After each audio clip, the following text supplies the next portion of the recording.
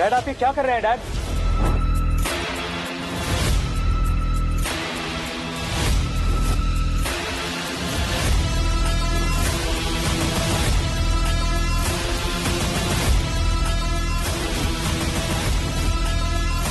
How dare you! तुम्हारी इस chair पे बैठने की हिम्मत कैसे हुई? ये नीति मैम की चेयर है, इस पर सिर्फ वही बैठ सकती है। चलो उठो।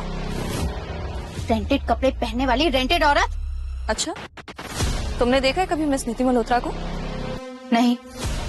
आपने? नो, क्योंकि वो काफी लो प्रोफाइल रहती है। उनकी अभी अभी ऑक्सफोर्ड में स्टडी कंप्लीट हुई है और उनकी फैमिली के अलावा किसी ने उन्हें नहीं देखा है। अक्षय, मेरी बात मानिए, आप इनसे माफी मांगिए। क्यों? ये नीति मल्होत्रा जो मैं इससे माफी मांगू? हाँ।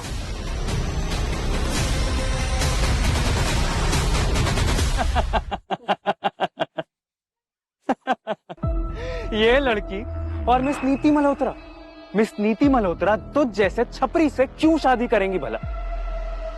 मेरी बेटी के रिजेक्शन का इतना सदमा लग गया तुमको कि किसी भी सड़क चलती लड़की को तुम मिस नीति मल्होत्रा समझ रहे हो? वाओ। और तुम इस चेयर पे किस हक से बैठी हो? मिस नीति मल्होत्रा की एब्सेंस में सिर्फ मेरे डैड मिस्टर कुशल शाह इस चेयर पे बैठ सकते हैं और कोई नहीं। तो कहाँ है तुम्हारे डैड? बुलाओ उन्हें।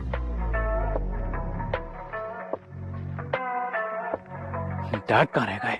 तुम लोग मिस्टर शाह का वेट करो, तब तक मैं अपने लिए ड्रिंक रेडी कर लेती हूँ।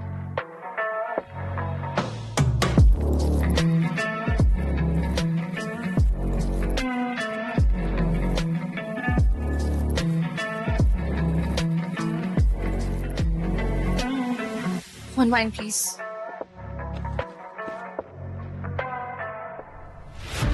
डैड कहाँ रह गए थे आप? मैं सीएम से बात करने गया था। टाइम लगता है, सीएम कोई फ्री नहीं है कि मेरा फोन उठाने के लिए 24 घंटा बैठा रहे। आपके कॉल के चक्कर में यहाँ पे राहुल की बीवी भी आ गई है तमाशा करने के लिए। यस सर, वो नीति मैम की चेयर पे भी बैठी थी। क्या नीति मल्होत्रा के एब्सेंस में उनका कोई फैमिली मेंबर या मैं इस चेयर पर बैठ सकते हैं? सर, और तो और उस लड़की के चक्कर में इसने अक्षय को झापड़ तक मार दिया। क्या? कहाँ है वो? वो वहाँ बैठी है बार में, अपने लिए ड्रिंक्स बना रही है। तेरी इतनी हिम्मत, तूने मेरे बेटे से पंगा लिया? सर मेरी बात सुनिए। सर बात को नहीं बढ़ाते सर। किसी काम के नहीं हो तुम, तुम्हारी नौकरी गई। वो मियाँ बीवी मेरे बेटे की इंसल्ट कर रहे थे और तुम क्या कर रहे थे? तमाशा देख रहे थे। जब से इन दोनों ने इस पार्टी में कदम रखा है, मेरी बेटी को तो हैरेस करके रख दिया है। और तो और एस्पायर ग्रुप के साइनिंग कॉन्ट्रैक्ट पेपर भी फाड़ दिए हैं। क्या? अरे वो कॉन्ट्रैक्ट पेपर मैंने खुद नीति के कहने पर ड्राफ्ट करवाया था और उसे इस राहुल ने फाड़ दिया।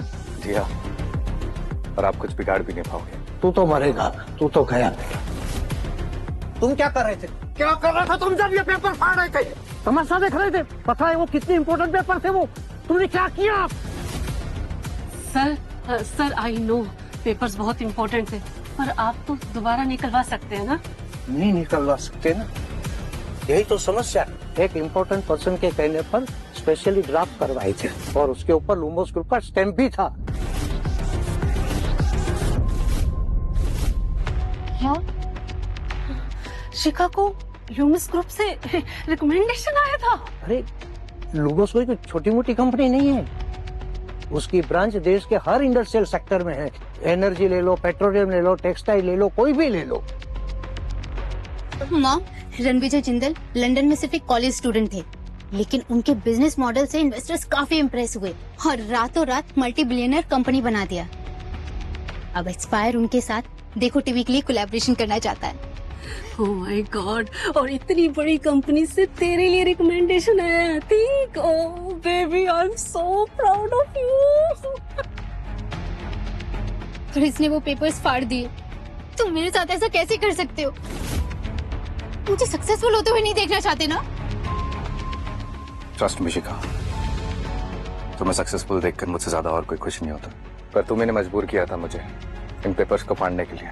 15 रुपए की आइसक्रीम खिलाने वाले तुमने मेरे 15 करोड़ के पैकेज के पेपर्स को फाड़ दिया है।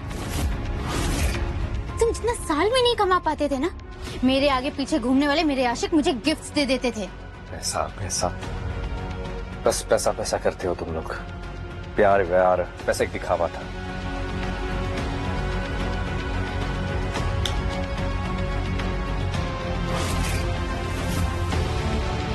Oh my God, diamond ring. ये मैं तुम्हारे लिए लाया था। तुम्हें प्रपोज करके सब कुछ सच सच बताना चाहता था और एक अच्छी लाइफ जीना चाहता था तुम्हारे साथ।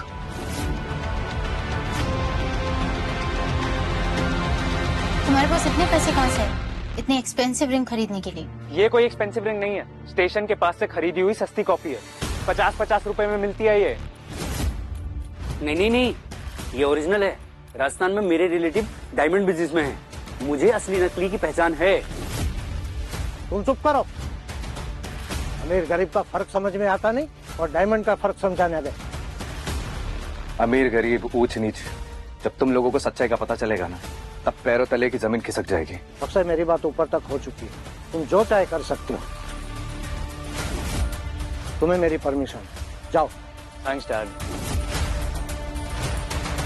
तुम वहां क्या खड़ी हो? पूरा बार खाली कर दोगी? और तुम्हारे तो इतनी भी औकात नहीं कि यहाँ का एक गिलास भी अफोर्ड कर सको। रुकिए डैड, आपने परमिशन दे दी है, अब मैं हैंडल करता हूँ। अरे पापा के टुकड़ों पर पलने वाले, जाकर अपनी बर्बादी देख। खुद तो कुछ कमा नहीं पा रहे, बस अपने पापा के पावर का गलत इस्तेमाल करते हैं। तुझे लगता है तू मेरी बेइज्जती कर रहा है, पर मुझे इससे कोई फर्क नहीं पड़ता। मैं इतने अमीर खानदान से बिलोंग करता हूँ ना कि हमारी फैमिली की सोसाइटी में इज्जत, रुतबा। बिल्कुल सही कहा तुमने सही। और एक सक्सेसफुल बिजनेसमैन बनना कोई मूंगफली छिलने का काम नहीं है। और सुनो, मेरे पास इतना पैसा, इतना कि मेरा बेटा और उसका परिवार पूरी जिंदगी हॉलीडे मना सकता है, तो भी कम नहीं पड़ेगा।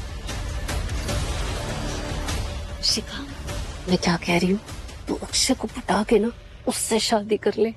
फिर जॉब हो ना हो क्या फर्क पड़ता है, घर में फ्री में बैठ के खाना और जिंदगी के मजे लेना। I'm still waiting. इसका इंतजार आज मैं खत्म करता हूँ।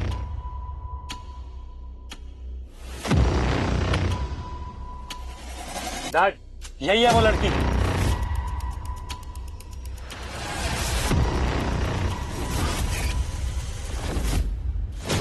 यही है वो लड़की जिसे राहुल किराए की बीवी बनाकर लाया है। चुप करो, चुप।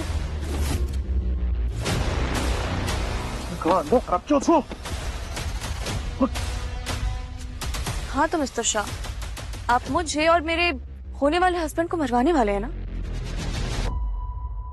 I mean, आपने सीएम साहब तक की पैरवी लगवा ली। अब आया ना आपको समझ में? किससे? गन, नाइफ या फिर मिसाइल? किससे मरवाने वाले आप हमें, ताकि सांप भी मर जाए और लाठी भी ना टूटे? तुम जैसों को ना एक ताली बजा के ना मच्छर की तरह मसल कर मार देगी मिस्टर शाह। क्यों मिस्टर शाह, सही कह रही हूँ ना मैं? देर किस बात की है डैड, बोलिए। मिस्टर शाह, अच्छा सबक सिखाइए। Dad, I respect you. आप मेरी जगह अपने शुभ हाथों से इनका काम तमाम कर लीजिए। ये लीजिए।